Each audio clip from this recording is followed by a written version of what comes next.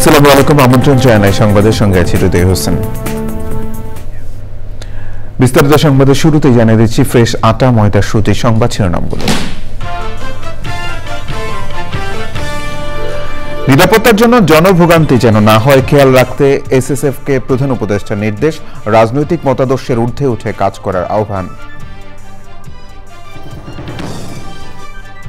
ঐকমত্য কমিশনের দ্বিতীয় দফা তৃতীয় দিনের আলোচনায় জামায়াতের অংশগ্রহণ, রাজনৈতিক দলগুলোকে ঐকমত্যে আসতে কমিশনের তাগিদ। আগামী 3 দিন রাজধানী সহ সারা দেশে ভারী থেকে অতি ভারী বৃষ্টিপাত ও বজ্রপাতের পূর্বাভাস, পাহাড়ি এলাকায় ভূমিধসের আশঙ্কা।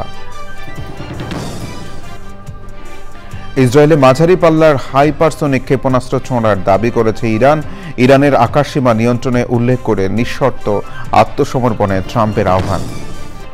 এবং গলফ টেস্টে শ্রীলঙ্কার বিপক্ষে শান্ত মুশফিকের 264 রানের পার্টনারশিপে দ্বিতীয় দিনেও চালকের আসনে বাংলাদেশ, 148 করে আউট অধিনায়ক শান্ত।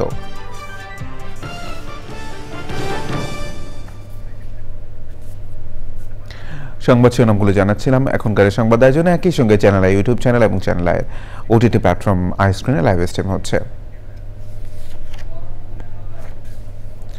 অপহরণ ও গুমের মামলায় গ্রেফতার দেখিয়ে র্যাবের আইন ও গণমাধ্যম শাখার সাবেক পরিচালক অবসরপ্রাপ্ত রিয়াল অ্যাডমিরাল মোহাম্মদ সোহাইলকে কারাগারে পাঠানোর নির্দেশ দিয়েছেন আন্তর্জাতিক অপরাধ ট্রাইব্যুনাল। জুলাই আগস্টে একাধিক ছাত্র হত্যার ঘটনায় নেতৃত্ব দেওয়ার অভিযোগে আরেক মামলায় সাবেক প্রতিমন্ত্রী কামাল আহমেদ মজুমদার ও নিজ হাতে গুলি করার ঘটনায় যুবলীগের সাদ্দাম হোসেন মিতুলকে 15 সেপ্টেম্বর হাজির করতে বলেছেন আদালত। আর জুলাই আন্দোলনকারীদের ড্রোনে খুঁজে চিহ্নিত করার অভিযোগে করা মামলায় সাবেক অতিরিক্ত পুলিশ সুপার ইশতিয়াক আহমেদের বিরুদ্ধে 15 সেপ্টেম্বর তদন্ত প্রতিবেদন দেওয়ার নির্দেশ দিয়েছেন ট্রাইব্যুনাল। মাঝুল হকমানের রিপোর্ট। র্যাবের আইন ও গণমাধ্যম শাখার সাবেক পরিচালক সোহেল অন্য মামলায় কারাগারে ছিলেন। পরে অপহরণ ও গুমের মামলায় তদন্ত সংস্থার আবেদনের পরিপ্রেক্ষিতে প্রথমবারের মতো তাকে আন্তর্জাতিক অপরাধ ট্রাইব্যুনালে হাজির করা হয়। পরে আদেশ দেন আদালত। বিরুদ্ধে এর আগে প্রোডাকশন ওয়ারেন্টের আদেশ ছিল, সেই প্রোডাকশন ওয়ারেন্টের আদেশ মিলে আজকে তাকে এই মামলায় শোন অ্যারেস্ট দেখিয়ে কারাগারে প্রেরণ করা হয়েছে। আজকে তাকে ট্রাইব্যুনালে হাজির করা হয়েছিল এবং শোন অ্যারেস্ট দেখিয়ে কারাগারে প্রেরণ করা।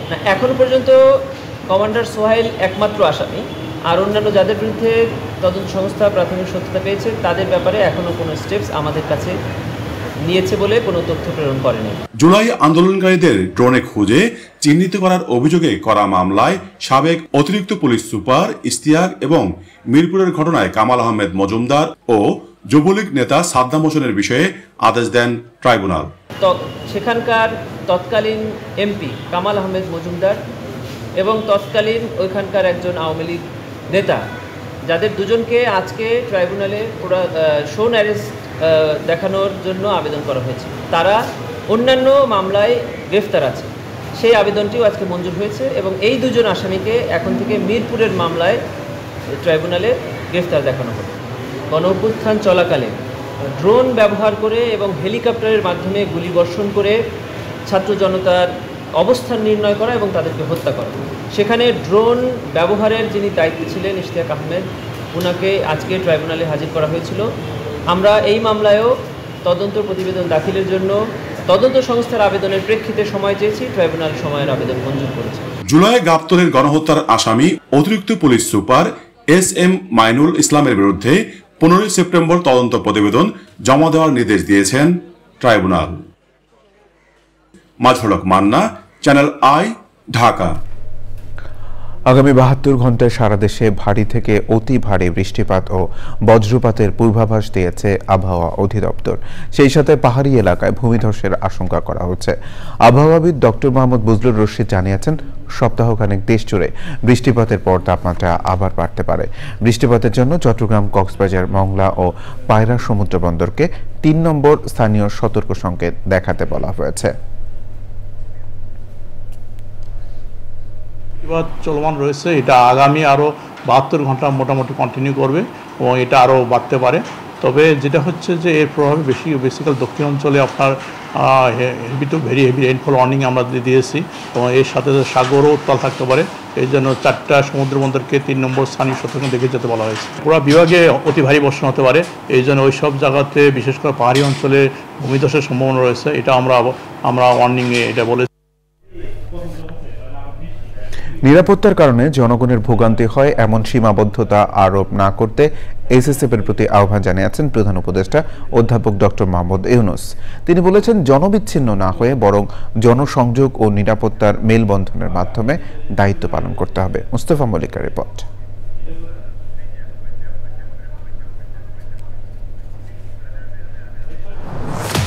দেশের রাষ্ট্রপতি, প্রধানমন্ত্রী, প্রধান উপদেষ্টা ও রাষ্ট্রঘোষিত অতি গুরুত্বপূর্ণ ব্যক্তিদের নিরাপত্তায় নিয়োজিত বিশেষ বাহিনী স্পেশাল সিকিউরিটি ফোর্স এসএসএফ বাহিনীর ৩৯তম প্রতিষ্ঠা বার্ষিকীতে প্রধান উপদেষ্টার কার্যালয়ের শাপলা হলে প্রধান উপদেষ্টার দরবার অনুষ্ঠানের আয়োজন। এসএসএফ-এর প্রধান হিসেবে আপনার উপদেশ, আন্তরিক সহযোগিতা এবং সময়োপযোগী দিক নির্দেশনায় এই বাহিনী সঠিকভাবে সার্বক্ষণিক নিরাপত্তা বিধান করে যাচ্ছে। অনুষ্ঠানে প্রধান উপদেষ্টা বলেন, নিরাপত্তার কারণেই বিভিন্ন ধরনের সীমাবদ্ধতা আরোপ করতে হয় বিশেষ এই বাহিনীকে। নিরাপত্তার খাতিরে এসএসএফকে বিভিন্ন ধরনের সীমাবদ্ধতা আরোপ করতে হয়, যা অনেক সময় জনভোগান্তির সৃষ্টি করে। অতীতে শাহজালাল আন্তর্জাতিক বিমানবন্দরে ভিআইপি ফ্লাইটের জন্য প্রায় 1 ঘন্টা সকল ফ্লাইট অপারেশন বন্ধ থাকত। এতে করে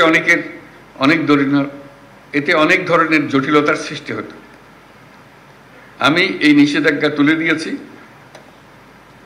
এতে সাধারণ যাত্রীদের ভোগান্তি লাঘব হবে, কিন্তু এসএসএফ-এর দায়িত্ব বেড়ে গিয়েছে। আমি মনে করি, জনবিচ্ছিন্ন না হয়ে বরং জনসংযোগ ও নিরাপত্তার মেলবন্ধনের মাধ্যমেই এসএসএফ তার উপর অর্পিত সকল দায়িত্ব সফলতার সঙ্গে পালন করে যাবে।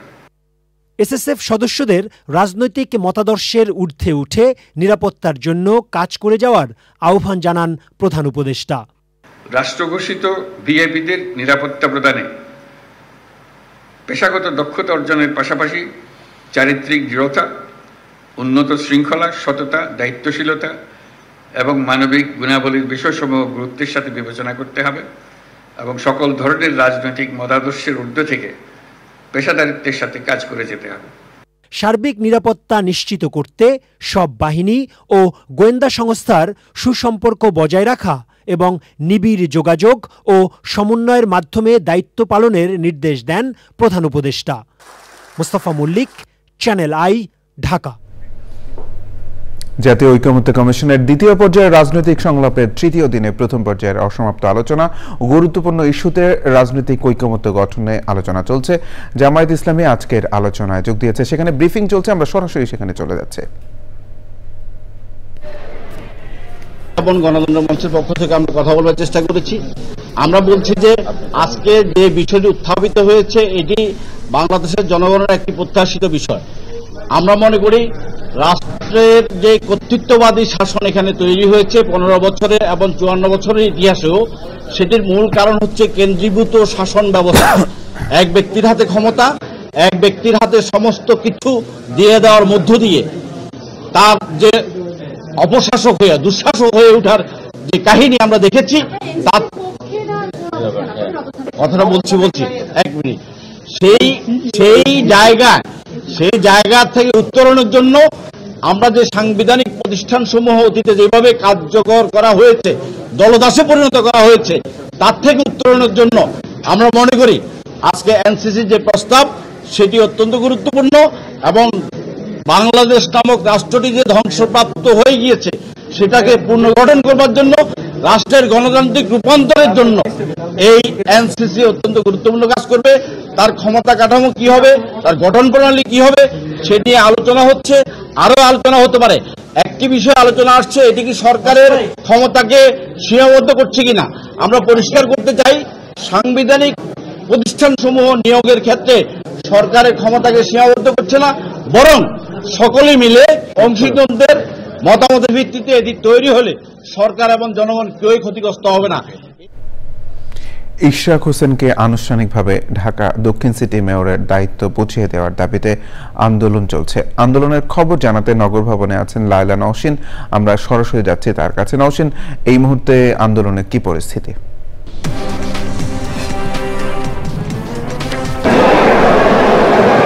হৃদয়, ঢাকা দক্ষিণ সিটি কর্পোরেশনের মেয়র হিসেবে ইশরাককে দায়িত্ব বুঝিয়ে দেওয়ার দাবিতে কিন্তু গত এক মাসেরও বেশি সময় ধরে আন্দোলন করছে ইশরাক সমর্থকরা, এবং ঈদের কিছুক্ষণ আগে ইশরাক হোসেন এখানে এসেছিলেন আন্দোলনকারীদের উদ্দেশ্যে বক্তব্য দিয়ে। কিন্তু আজকের মতো কর্মসূচি বন্ধ রয়েছে এবং আগামীকাল সকাল 11টা থেকে আবার একদিন শুরু হবে। এবং আজকে আমরা জানি যে গত পরশুদিন ইশরাক এখানে নগর ভবনে মৎস্য নিয়ন্ত্রণ ও বর্তমান অবস্থা অধিদপ্তরের যে কর্মকর্তা কর্মচারী আছে তাদের সাথে বৈঠক করেছিলেন।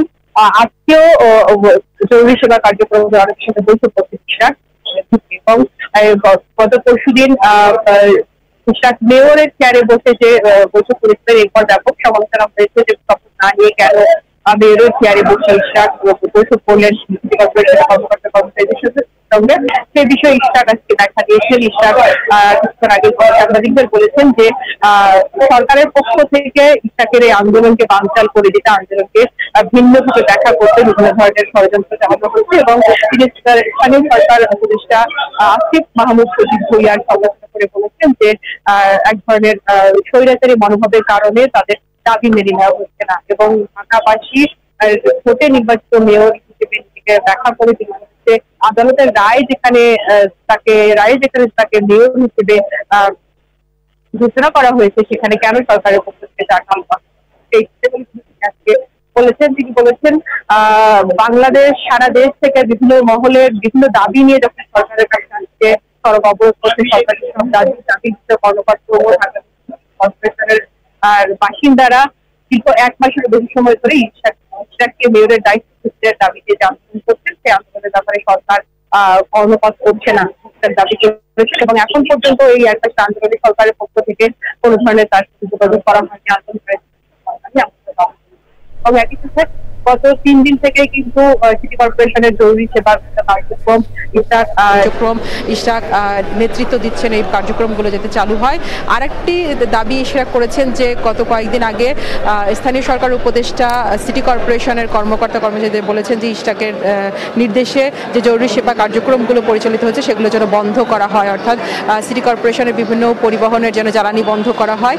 এটার সমালোচনা করে ইশরাক বলেছেন যে সরকার থেকে এই সিটি কর্পোরেশনের বিভিন্ন কার্যক্রম বন্ধ করতে যে চাপ প্রয়োগ করা হচ্ছে সেটা আসলে তাদের আন্দোলনকে ভিন্ন খাতে প্রভাবিত করার জন্য। এখান থেকে বলা হয়েছে আগামীকালও নির্ধারিত সময়ে আন্দোলন চলবে এবং আগামীকালও পরবর্তী কার্যক্রম সম্পর্কে আগামীকাল ইশরাক জানিয়ে দেবেন। হৃদয়, নওশিন, ধন্যবাদ। প্রিয় দর্শক, লায়লা নওশিন আমাদের সঙ্গে যুক্ত হয়েছিলেন। ইরান ইসরায়েল সংঘাত পরিস্থিতির 6ষ্ঠ দিনেও দুদেশের মধ্যে পাল্টাপাল্টি হামলা চলছে। ইসরায়েলে মাঝারি পাল্লার ফাত্তা এক হাইপারসনিক ক্ষেপণাস্ত্র ছোড়ার দাবি করেছে ইরান। দেশটির সর্বোচ্চ ধর্মীয় নেতা আয়াতুল্লাহ আল খামেনি হুঁশিয়ার করে বলেছেন যুদ্ধ শুরু হলো। ইরানের পারমাণবিক স্থাপনা, ক্ষেপণাস্ত্র উৎপাদন কেন্দ্র ও একাধিক সামরিক স্থাপনায় বিমান হামলা চালানোর দাবি করেছে ইসরায়েল। ইরানের আকাশসীমা নিয়ন্ত্রণে নেওয়া হয়েছে দাবি করে দেশটিকে নিঃশর্ত আত্মসমর্পণের আহ্বান জানিয়েছেন মার্কিন প্রেসিডেন্ট ডোনাল্ড ট্রাম্প। সুদীপা মাহমুদের রিপোর্ট। ইরানের Islamic revolutionary guard corps IRGC বলছে মঙ্গলবার রাতে তারা ইসরায়েলে হাইপারসনিক ক্ষেপণাস্ত্র ফাত্তা এক নিক্ষেপ করেছে। ইসরায়েলের অত্যাধুনিক ক্ষেপণাস্ত্র প্রতিরোধ ব্যবস্থাকে পাশ কাটিয়ে লক্ষ্যবস্তুতে আঘাত হানতে সক্ষম এই ক্ষেপণাস্ত্র। 2023 সালে এটি উন্মোচন করে ইরান জানায় 400 সেকেন্ডে তেল আবিবে পৌঁছাতে পারে ফাত্তা এক। ইরানের সর্বোচ্চ নেতা আয়াতুল্লাহ আলী খামেনি এক্স পোস্টে লিখেছেন, যুদ্ধ শুরু হলো। ইরান কখনোই জায়নবাদীদের সঙ্গে আপোষ করবে না ও তাদের প্রতি দয়া দেখাবে না। ইরানে বসে যারা ইসরায়েলের হয়ে গুপ্তচর বৃত্তি করছে তাদের কঠোর শাস্তি দেওয়ার হুঁশিয়ারি দিয়েছেন তিনি। ইরানের রাজধানী তেহরানে পারমাণবিক কেন্দ্রে হামলার দাবি করেছে ইসরায়েল। এছাড়া বেশ কয়েকটি ক্ষেপণাস্ত্র উৎপাদন, উৎক্ষেপণ ও সংরক্ষণ এবং একাধিক সামরিক স্থাপনায় বিমান হামলা চালানো হয়েছে। যুক্তরাষ্ট্রের প্রেসিডেন্ট ডোনাল্ড ট্রাম্প ট্রুথ সোশ্যালে লিখেছেন, যুদ্ধবিরতির চেয়ে দ্বন্দ্বের সত্যিকারের অবসান ভালো। আরও লিখেছেন, যুক্তরাষ্ট্র জানে ইরানের সর্বোচ্চ নেতা খামেনি কোথায়, তবে এখনই তাকে হত্যা করা হবে না। সিবিএস নিউজের খবরে বলা হয়েছে, ইরানের ভূগর্ভস্থ পারমাণবিক স্থাপনায় ইসরায়েলের সাথে একযোগে হামলার পরিকল্পনা করছে যুক্তরাষ্ট্র। এরই মধ্যে জাতীয় নিরাপত্তা দলের সাথে 90 মিনিট বৈঠক করেছেন ডোনাল্ড ট্রাম্প।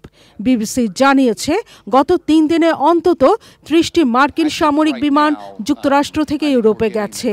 এর মধ্যে স্পেন, স্কটল্যান্ড ও ইংল্যান্ডে মার্কিন ঘাঁটিতে অবতরণ করেছে 7টি বিমান। ইরানের পারমাণবিক স্থাপনাগুলোয় ইসরায়েলের হামলাকে অবৈধ উল্লেখ করে তা বন্ধের আহ্বান জানিয়েছে রাশিয়া। ক্রেমলিনের মুখপাত্র জানিয়েছেন, ইরান ইসরায়েল সংঘাত বন্ধে মধ্যস্থতা করতে প্রস্তুত রুশ president Vladimir Putin.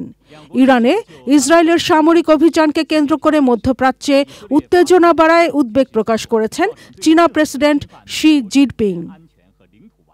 Sudipta Mahmud, channel I.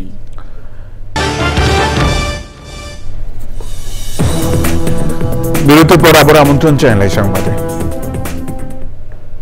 সাভারের আশুলিয়া নিশ্চিন্তপুরে গ্যাস লিকেজ থেকে বিস্ফোরণে 5 জন গুরুতর আহত হয়েছেন।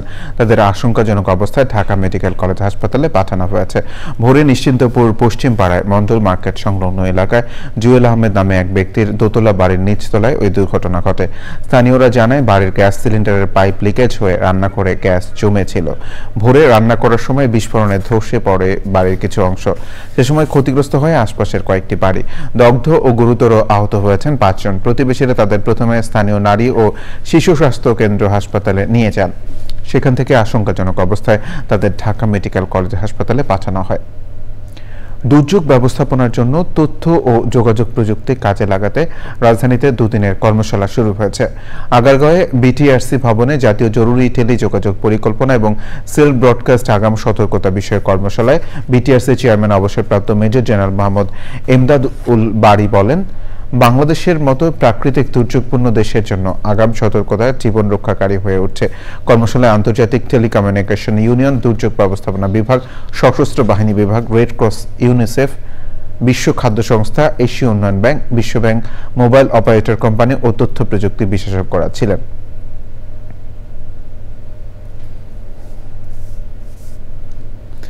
–112 বছরের পুরনো টাঙ্গাইলের বাসাইল থানায় দীর্ঘদিনও উন্নয়নের ছোঁয়া লাগেনি। অপ্রশস্ত রাস্তাঘাটের কারণে যানজট লেগেই থাকছে। এই উপজেলা সদরের উপর দিয়ে টাঙ্গাইলের 3টি সহ ময়মনসিংহ জেলার বেশ কয়েকটি উপজেলার মানুষ যাতায়াত করেন।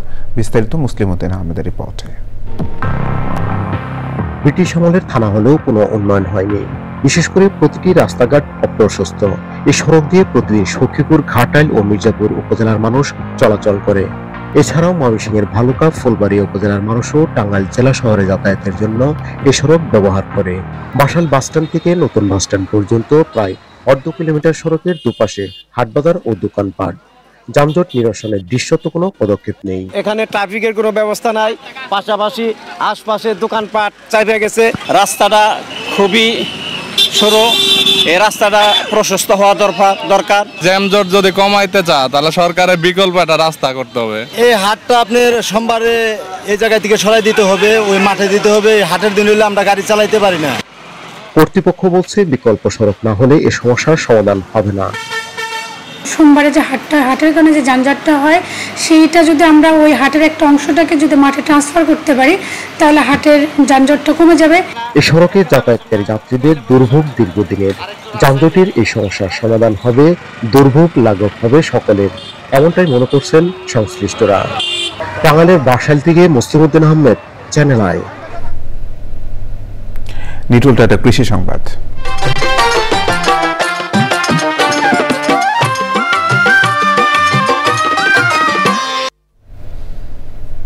মেহেরপুরে শীতকালীন সবজি বাঁধাকপি চাষের পর এবার গ্রীষ্মকালীন বাঁধাকপি চাষেও সাফল্য পেয়েছেন চাষিরা। ফলনের পাশাপাশি ভালো দাম পেয়ে লাভবান হচ্ছেন তারা। এ ব্যাপারে প্রয়োজনীয় সহায়তা দিচ্ছে স্থানীয় কৃষি বিভাগ। মেহেরপুর প্রতিনিধি গোলাম মোস্তফার রিপোর্ট। মেহেরপুরের গাংনী সাহারবাড়ি গ্রামের কৃষক সেলিম রেজা 7 বিঘা জমিতে চাষ করেছেন গ্রীষ্মকালীন বাঁধাকপি। প্রতি বিঘায় খরচ হয়েছে 25 থেকে 30 হাজার টাকা। সকল খরচ বাদ দিয়ে লাভ হচ্ছে প্রায় লাখ টাকা। শীতকালে দাম পাওয়া না গেলেও গ্রীষ্মকালে ভালো দাম পেয়েছেন চাষিরা। বাঁধাকপিগুলো আমার খরচ হয়েছে আপনার 25-30 হাজার করে বিঘা হয়, আর এগুলো আমার লাভ আসছে 90,000 1 লাখের প্রায় লাভ চলে আসছে। গরম শীতের সময় দাম পাওয়া যায় না, আমার সেলিম ভাই এখন চাষ করেছে, তার দেখা থেকে আমি এখন চাষ শুরু করি। ভালো হয়েছে, এই কপিটা শীতকালে হয়, তো আপনার গরমে এই কপিটা খুবই বেটার হয়েছে। ফলন ভালো হওয়ায় স্থানীয় চাহিদা মিটিয়ে সবজি যাচ্ছে রাজধানী সহ দেশের নানা প্রান্তে। সব মাল এখান থেকে আপনাদের চিটাগাং, ঢাকা সব জায়গায় এখান থেকে মাল। হ্যাঁ, তো এবছরে গ্রীষ্মকালীন হিসাবে এবছরে চৈতি কপি হিসাবে এবছরে উৎপন্ন হয়েছে ভালোই। কৃষি বিভাগের পক্ষ থেকে প্রয়োজনীয় পরামর্শ ও সহায়তা দেওয়া হচ্ছে। একটা জমিতে বছরে 3-4 বাঁধাকপি চাষ করে থাকেন। এখন আমাদের বাঁধাকপি মাঠে কিছু বাড়ন্ত পর্যায়ে আছে, কিছু হারভেস্ট চাষিরা করছে। চাষিরা এখানে এই অসময়ে চাষ করে যদিও তাদের একটু কষ্ট হয়, রোগবালাই বেশি থাকে, তারপরও তারা বাজার মূল্য ভালো পাওয়ার জন্য তারা এটা চাষ করে থাকে। আমরা কৃষি বিভাগ তাদের পাশে থেকে সবসময় তাদেরকে এই উপরে পরামর্শ দিয়ে যাচ্ছি। কৃষি বিভাগের হিসাবে জেলায় এবার 1200 হেক্টর জমিতে কপির চাষ হয়েছে। মেহেরপুর থেকে গোলাম মোস্তফা, চ্যানেল আই। প্রকৃতি সংবাদ।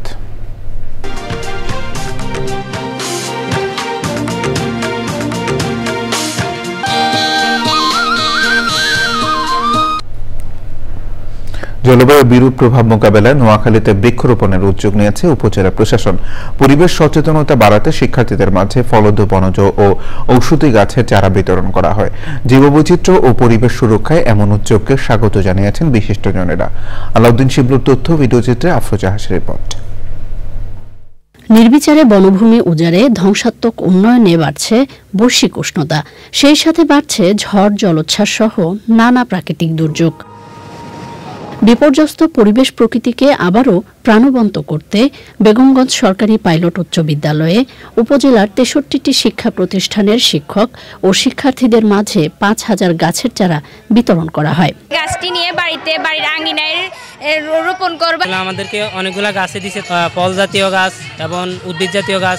গাছ থেকে আমরা অক্সিজেন পাই, গাছ আমাদের বিভিন্নভাবে সাহায্য করে। এই হারে গাছ কাটি, এই হারে যদি গাছ রোপণ করি তাহলে প্রাকৃতিক দুর্যোগগুলোর মোকাবিলা করতে পারবো। যেমনিভাবে পরিবেশ রক্ষা করে, অক্সিজেনের ক্ষেত্রে সহযোগিতা করে, আমাদের বেগমগঞ্জ চৌমুহনীবাসী সকলকে এইভাবে এক একজন 2, 4, 5টা করে গাছ যার যার জায়গাতে লাগাবেন। সবুজ শ্যামল দেশ গড়তে শুধু বৃক্ষরোপণই নয়, পরিচর্যায়ও গুরুত্ব আরোপ করেন বিশিষ্টজনেরা। গাছ যদি না থাকে তাহলে এই পরিবেশটা সম্পূর্ণ বিনষ্ট হয়ে যাবে। জলবায়ু পরিবর্তনের ফলে এর গুরুত্ব আরো বেড়ে গেছে। গাছ কার্বন ডাইঅক্সাইড গ্রহণ করে, এই কার্বন ডাইঅক্সাইড গ্রহণ করে তারা সালোক সংশ্লেষণের মাধ্যমে অক্সিজেন উৎপাদন করে। আমরা চাই এই কার্বন ক্যাপচার করা হোক এবং এই গাছগুলো কার্বন ক্যাপচার করে অক্সিজেন ছাড়ুক, বাতাস নির্মল হোক, মানুষ যেন এই পার্কে এসে বুক ফুলিয়ে নিঃশ্বাস নিতে পারে। পরিবেশের ভারসাম্য রক্ষায় নতুন প্রজন্মকে পরিবেশ সচেতন করা জরুরি মনে করেন পরিবেশবাদীরা। আফরোজা হাসি, প্রকৃতি ও জীবন ডেস্ক, চ্যানেল আই। জলবায়ু পরিবর্তনের কারণে বাস্তুচ্যুত মানুষের সংখ্যা নিরূপণ, ভূমি অধিকার নিশ্চিত করা, সামাজিক সুরক্ষা ও কর্মসংস্থান সৃষ্টির উপর গুরুত্ব আরোপ করেছেন বিশিষ্টজনেরা। রাজধানীতে আন্তর্জাতিক অভিবাসন সংস্থা IOM এর সহায়তায় আন্তর্জাতিক জলবায়ু পরিবর্তন ও উন্নয়ন কেন্দ্র ICCCD আয়োজিত কর্মশালায় প্রধান অতিথি ছিলেন পরিবেশ, বন ও জলবায়ু পরিবর্তন মন্ত্রণালয়ের অতিরিক্ত সচিব নাভিদ শফিউল্লাহ। বক্তারা বলেন, বাংলাদেশে জলবায়ু পরিবর্তন ও দুর্যোগের কারণে বাস্তুচ্যুত জনগোষ্ঠীর মানবিক মর্যাদা ও অধিকার রক্ষায় সরকার ঘোষিত অভ্যন্তরীণ বাস্তুচ্যুতি ব্যবস্থাপনা পরিকল্পনা দ্রুত বাস্তবায়ন জরুরি। সংবাদ শেষ করব সবশেষে ফ্রেশ আটা, ময়দা, সুজি সংবাদ শিরোনামগুলো জানিয়ে দিচ্ছি আরো একবার। নিরাপত্তার জন্য জনভোগান্তি যেন না হয় খেয়াল রাখতে SSF-কে প্রধান উপদেষ্টার নির্দেশ, রাজনৈতিক মতাদর্শের ঊর্ধ্বে উঠে কাজ করার আহ্বান।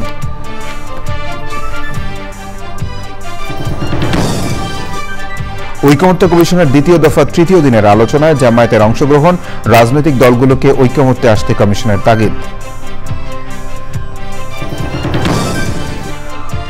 আগামী 3 দিন রাজধানী সহ সারা দেশে ভারী থেকে অতি ভারী বৃষ্টিপাত ও বজ্রপাতের পূর্বাভাস, পাহাড়ি এলাকায় ভূমিধসের আশঙ্কা। ইসরায়েলে মাঝারি পাল্লার হাইপারসোনিক ক্ষেপণাস্ত্র ছোঁড়ার দাবি করেছে ইরান। ইরানের আকাশসীমা নিয়ন্ত্রণে উল্লেখ করে নিঃশর্ত আত্মসমর্পণে ট্রাম্পের আহ্বান। এবং গল টেস্টে শ্রীলঙ্কার বিপক্ষে শান্ত মুশফিকের 264 রানের পার্টনারশিপে দ্বিতীয় দিনেও চালকের আসনে বাংলাদেশ, 148 করে আউট অধিনায়ক শান্ত।